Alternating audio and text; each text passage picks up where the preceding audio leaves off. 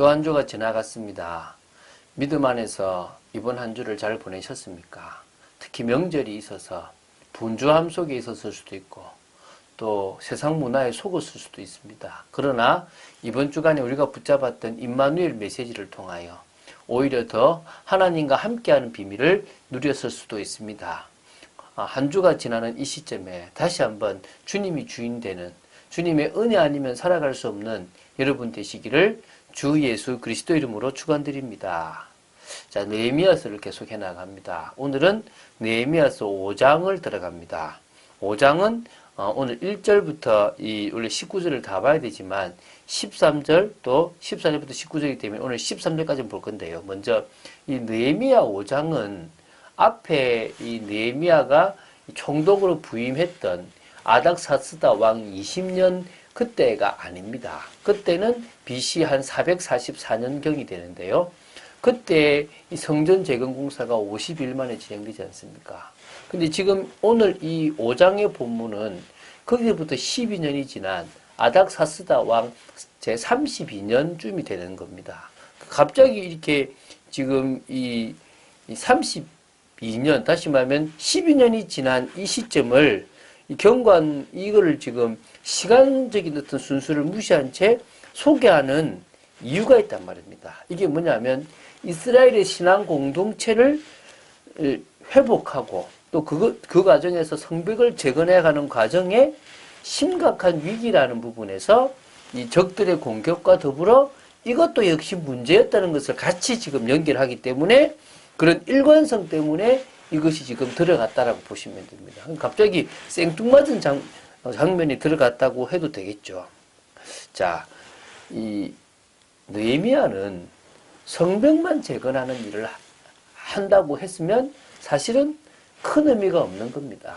성벽 재건을 통하여 이제 뭡니까? 안전한 것 꼭 보장해야 되지만 신앙도 다시 회복하는 그런 일을 하려고 합니다. 그래서 나중에 에스라와 같이 나중에 율법을 낭독하기도 하고 많은 신앙 개혁들을 하게 됩니다.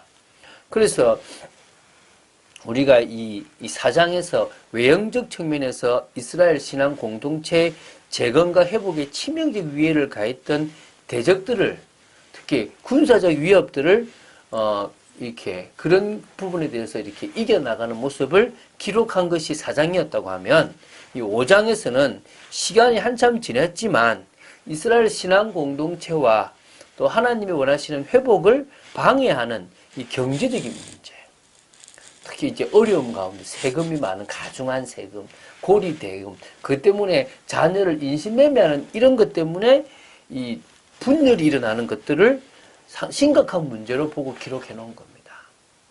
자, 그래서 느헤미야 5장은요, 1절부터 13절까지가 전반부고 14절부터 19절까지가 후반부입니다. 그래서 이 전반부는 이 신앙 공동체 내에 부유한 자들과 가난한 자들 사이에 경제적인 문제, 어려우니까 돈을 빌려가지고 그것 때문에 갚지 못했기 때문에 생겼던 내부적인 갈등을 어떻게 해결하는 것에 대한 부분이 기록되어 있습니다. 14절부터 19절은 이 느헤미야의 12년 동안의 그 총독에서의 삶이 어떤 중심으로 살았는지를 볼 수 있습니다. 그것은 다음 주 월요일에 보게 될 것이고요. 오늘은 아까 말했지만 가진 자와 가지지 못한 자의 어떤 갈등들이 어땠는지를 한번 보겠습니다. 내용이 1절부터 13절 좀 기니까 빨리 보도록 하겠습니다.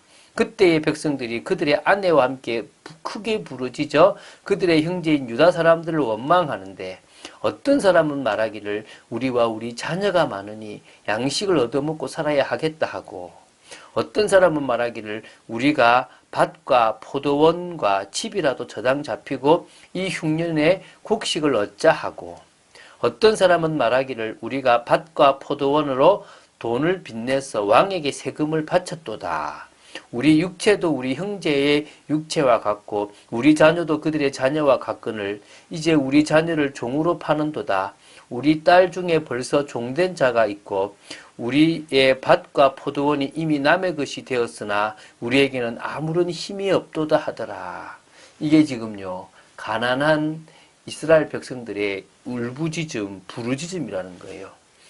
이게 지금 외부의 대적만 있는 게 아니라 그 당시에 귀족들이나 민장들이나 좀 가진 자들이 횡포를 부린 겁니다. 있다 보니까 돈을 빌려주는데 비싼 세금을 비싼 어떤 이자를 부리기도 하고요. 또 민장들이 세금을 또 세게 가중하기도 하고. 그래서 그 빚을 못 갚으니까 이 고리 대금을 이제 그 자녀를 인신매매하는, 이미 팔아버리고 땅과 모든 그 밭을 가지고 가버리는 일들이 지금 벌어진 겁니다. 그래서 우리가 지금 너무 지금 얻어먹어야 되겠다라는 게 2절이고요. 또 뭡니까? 이걸 저당 잡히고서라도 곡식을 얻어야 되겠다라고 하는 사람들이 있고, 또 심지어 빚을 내서라도 이거 왕에게 내는 세금을 바쳐야 되겠다. 이 좀 심각하다. 그러면서 뭡니까? 이 똑같이 저 형제나 우리나 똑같이 육체가 있는데, 저들도 자녀고 나도 자녀가 있는데 우리 자녀를 지금 종으로 파는 이런 안타까움이 있다. 이미 벌써 팔렸고 또 팔릴 거다. 이런 이야기들이 나오고 있는 거예요. 얼마나 안타깝습니까? 같은 민족인데 있는 자들이 그 있는 것을 가지고 지금 뭡니까? 하나님이 자기 땅은 평생 자기 땅이고 후손의 땅으로 만들어놓은 그런 경제적인 개념을 다 깨버리고 있다는 겁니다. 내가 백성의 부르짖음과 이런 말을 듣고 크게 노하였으나 깊이 생각하고 귀족들과 민장들을 꾸짖어 그들에게 이르기를 너희가 각기 형제에게 높은 이자를 취하는도다 하고 대회를 열고 그들을 쳐서 그들에게 이르기를 우리는 이방인의 손에 팔린 우리 형제 유다 사람들을 우리의 힘을 다하여 도로 찾았거늘 너희는 너희 형제를 팔고자 하느냐 더구나 우리의 손에 팔리게 하겠느냐 하매 그들이 잠잠하여 말이 없기로. 지금요 느헤미야가 12년 동안 그런 일들을 쭉 그냥 재건과 신앙 공동체를 만드는 일을 하려고 했는데 이 너무나 답답한 일이 이 안에서 벌어진 겁니다. 화가 엄청난 거죠. 그런데 이걸요 깊이 생각했어요. 아주 기도하면서 생각한 거죠. 왜? 이걸 잘못 건드리면 큰일 나니까. 이걸 어떻게 하면은 저들을 돌이키고 회개하게 만들고 그래서 같이 이스라엘 신앙 공동체를 만들어 갈 것인가를 고민한 겁니다. 그래서 이제 먼저 귀족들과 민장들을 불러놓고 꾸짖으면서 어떻게 너희들이 같은 민족한테 높은 이자를 받느냐라고 하면서요. 이거를 집회를 연 겁니다. 다 대규모 전 민족적 이런 대회를 열어가지고요. 이런 부분들에 대해서 회개하도록 메시지도 주고 이제 이렇게 일깨워 준 겁니다. 그래서 왜 너희들이 우리는 내가 할 수 있는 대로 지금 이방인들에 가 있던 백성들을 불러 모으고 있는데 너는 어떻게 팔고 있느냐? 이게 말이 되냐라는 것으로 지금 그들이 할 말이 없게끔 만들어버린 겁니다. 그러니까 그들이 잠잠하여 말이 없다라고 얘기하지 않습니까? 내가 또 이러기를 너희의 소행이 좋지 못한 도다. 우리의 대적 이방 사람의 비방을 생각하고 우리 하나님을 경외하는 가운데 행할 것이 아니냐. 나와 내 형제와 종자들도 역시 돈과 양식을 백성에게 꾸어 주었거니와 우리가 그 이자를 받기를 그치자. 그런즉 너희는 그들에게 오늘이라도 그들의 밭과 포도원과 감람원과 집이며 너희가 꾸어준 돈이나 양식이나 새 포도주나 기름의 100분의 1을 돌려보내라 하였더니. 지금요 그러면서 이제 대책을 해주죠. 좋지 못하다. 지금 대적 이방인의 비방을 너희들이 생각한다면 이렇게 하면 안 되겠지. 하나님을 경외하는 자 가운데 있다면 너희들이 이 행위를 하면 안 될 거 아니냐. 내 밑에 있는 식솔들도 백성들에게 꾸어 주었지만은 너희들처럼 이자 받지 않는다. 아예 안 받았다. 같이 이자 받지 말자. 이제 이야기를 하고요. 그래서 오히려 돌려주라. 너희들이 착취한 이자가 있다면 돌려줘라. 다시 돌려주셔서 그들에게 먹게끔 해줘라. 이제 그렇게 제안을 합니다.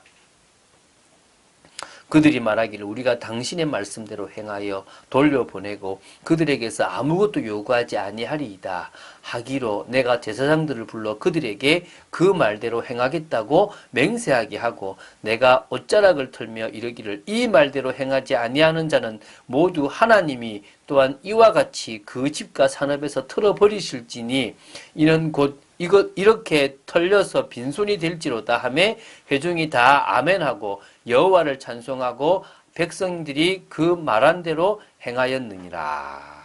이제 뭐냐면 그들이 당연히 하겠다고. 어찌 보면요, 이거 하나를 받아내려고 그냥 막 밀어붙였으면 그들이 앙심품을 건데 그게 아니라 신앙적인 것으로 나가니까 결국 진짜 회개하고 돌아선 겁니다. 그때 이제 뭐냐면 아무것도 요구하지 않는다 그러니까 제사장들을 불러서 뭐하게 합니까? 맹세하게 하고요.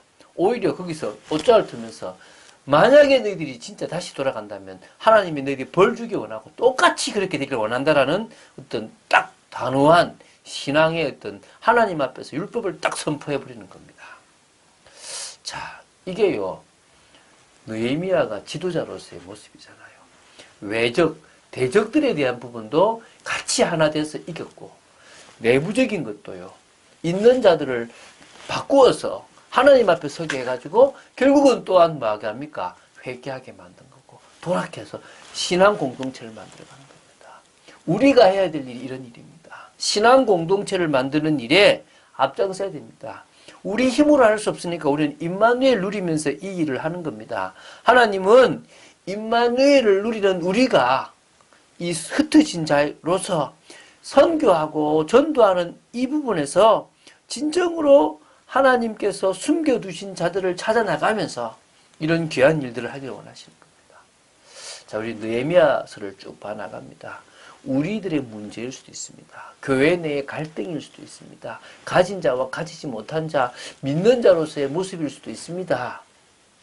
어떻게 하면 됩니까? 하나님 앞에서 복음 가진 자로서의 삶을 살아야 될 줄로 믿습니다. 그런 우리가 또 은혜 받기 위하여 내일 주일을 준비하게 되기를 주 예수 그리스도 이름으로 축원드립니다. 주는 그리스도시요 살아계신 하나님의 아들이심을 고백합니다. 참 감사합니다. 어떻게 살아가는 것이 올바른 길이고 어떻게 문제를 해결한 것이 올바른 방법인지를 이 느헤미야서를 통해서 보게 하심을 감사합니다. 많이 가지기보다는 하나님 앞에 올바른 경제관을 가지고 올바른 신앙관을 가진 사람으로 저희들을 세워 주시옵소서. 하나님의 뜻을 이루는 믿음의 사람들로 저희들이 세워지기를 간절히 소원합니다. 주 예수 그리스도 이름으로 기도드립니다. 아멘.